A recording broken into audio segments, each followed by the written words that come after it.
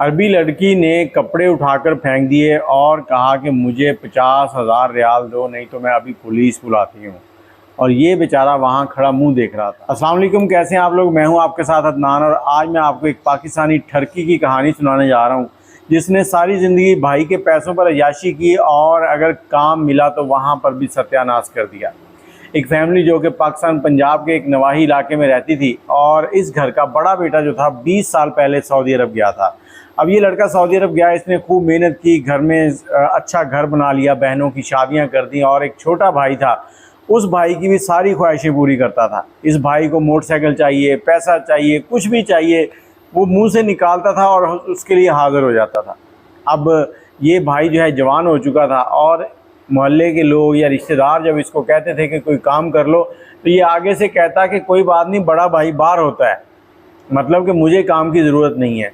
जबकि इसकी वालदा, इसके वालिद इसको समझाते थे और आखिरकार वालदा ने बड़े भाई से कहना शुरू कर दिया, क्योंकि बड़े भाई ने 20 साल मेहनत करने के बाद वहाँ पर पैसा जमा किया और कफ़ील के साथ अच्छे तल्लुकात बनाए और एक होटल शुरू किया था। अब इसकी वालदा इसे कहती थी कि अगर तुमने होटल बना लिया तो अपने छोटे भाई को भी वहीं बुला ले, ये कहाँ इधर धक्के खाता रहेगा। तो उसने छोटे भाई के पासपोर्ट तैयार करवाया, उसके बाद इसका वीज़ा जो है वो निकलवाया और इसको वीज़ा भेजा। छोटे भाई ने भी कहा कि चलो ठीक है, बड़े भाई के पास जाऊंगा, जितनी अय्याशी यहाँ थी उतनी ही वहीं करूँगा। अब छोटा भाई जो है उसको पाकिस्तान में रहते हुए भी एक ही काम था कि कभी ये लड़की, कभी वो लड़की, कभी वो लड़की, मतलब इसको ठरक की बहुत आदत थी। अब ये सऊदीया पहुंचा तो बड़े भाई ने क्या किया, उसने कहा कि देखो मेरी कुछ चीज़ें समझ लो, मैं तुम्हें सबसे आसान जॉब दे रहा हूँ। इस होटल के अंदर तुम एक सुपरवाइज़र हो और तुम्हारा काम होगा कि तुमने सिर्फ टेबल के ऊपर जब लोग आके बैठेंगे उनसे जाके ऑर्डर लेना है, एक पर्ची के ऊपर ऑर्डर लिखना है, वो लाके काउंटर पे देनी है। दूसरा लड़का जाएगा वहाँ से सामान देगा और जो सफाई वाला है वो वहाँ से सामान उठाएगा और तुमने निगरानी रखनी है। लेकिन मेरी एक चीज़ जो है, नसीहत जो है, इसको पल्ले से बांध लेना वरना तुम हमेशा पछताओगे। इस मुल्क के अंदर एक तो चोरी नहीं करनी और दूसरा जो है किसी लड़की के चक्कर में नहीं पड़ना, क्योंकि यहाँ पर लड़की का चक्कर जो है वो बहुत भारी पड़ता है और फिर मेरे लिए भी मुश्किल होगी, तेरे लिए भी मुश्किल होगी। अब छोटा भाई कहता चलो कोई बात नहीं, ठीक है भाई, मैं आपको परेशान नहीं करूँगा। इसने काम शुरू कर दिया। अब इस होटल के ऊपर रंग बिरंगी लड़कियाँ आती थीं और ये उनको कई बार देखता रहता था। बड़े भाई ने इसको समझाया कि भाई ये तितलियाँ हैं, इनके चक्कर में ना पड़ो, नहीं तो फंस जाओगे। बस अपनी नीयत साफ रखो, अपने काम पे ध्यान दो, कहो तो तुम्हारी शादी करवा देंगे। अब ये भाई के सामने बड़ा अच्छा बनता था, कहता नहीं ऐसी कोई बात नहीं है। तो बड़े भाई ने मान लिया। अब इसी होटल के अंदर एक इसी मोहल्ले में से लड़की आती थी, थोड़ी जिस्म की भी भरी हुई थी और उसको थोड़ा शौक़ था कि दूसरों को नुमाया नज़र आए। अब उसने जो अबाया पहनना वो भी कुछ इस तरह का होता था कि उसके जिस्म की एक एक शेप जो है वो नज़र आ रही होती थी। और ये होटल वाला जो लड़का था, जो छोटा भाई था, ये पाकिस्तान से आया था, ये उसको बड़ा गौर गौर से देखता और लड़की समझ गई थी कि ये मेरे पीछे लट्टू है।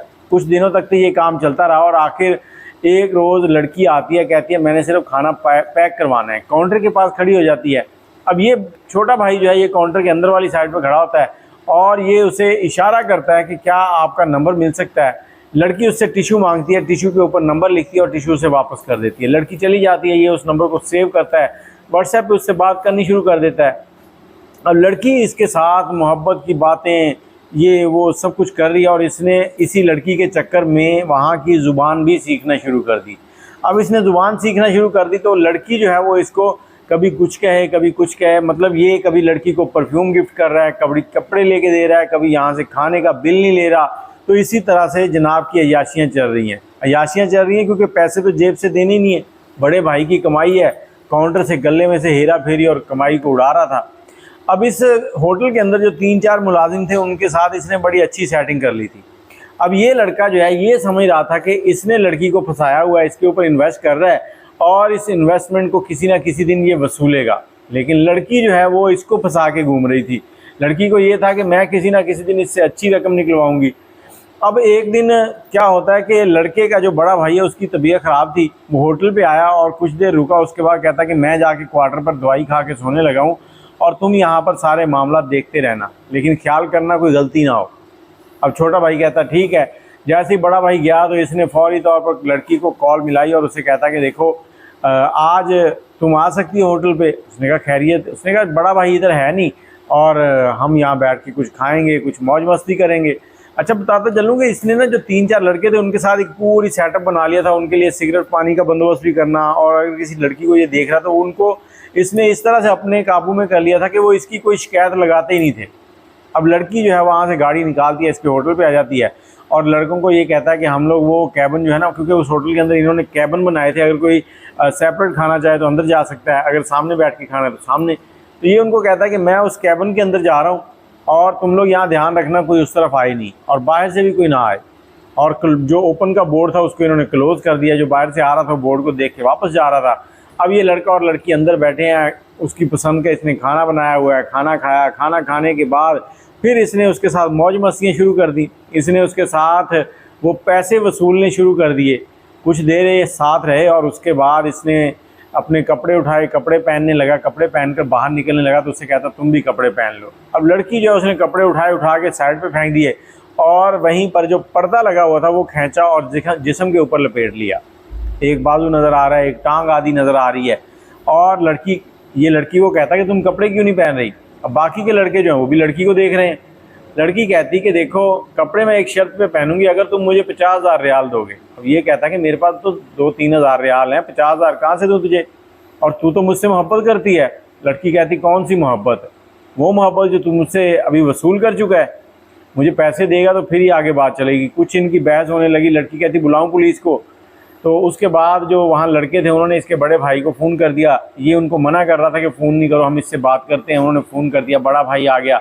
जैसे ही बड़ा भाई पहुँचा तो उसने आगे लड़की को बहुत समझाना चाहा, उसे बहन बाजी जो भी कर सकता था हर तरह से उसने कोशिश की, लेकिन लड़की तो टस से मस ना हो रही थी। अब उसने लड़कों को कहा कि बाहर जो शटर है वो डाउन कर दो, ये ना हो कि कोई कस्टमर आ जाए और फिर मामला और ख़राब हो जाए। और साथ ही अपने कफ़ील को फ़ोन कर दिया। कफ़ील आया, कफ़ील ने आके उस लड़की से बात की, लड़की को समझाया। लड़की कहे सिर्फ 50,000 हैं, 50,000 देते हो तो ठीक है, नहीं तो मैं फ़ोन कर रही हूँ। आखिरकार उसने इसके साथ बारगेनिंग की और बारगेनिंग करके उसने इससे 20,000 में डन किया। अब 20,000 इनके पास कैश नहीं था। फिर इन्होंने कहीं से इधर उधर से पकड़े। लड़की कहे मैंने तो कैश ही लेना, मैं अकाउंट में पैसे भी नहीं लेना चाहती।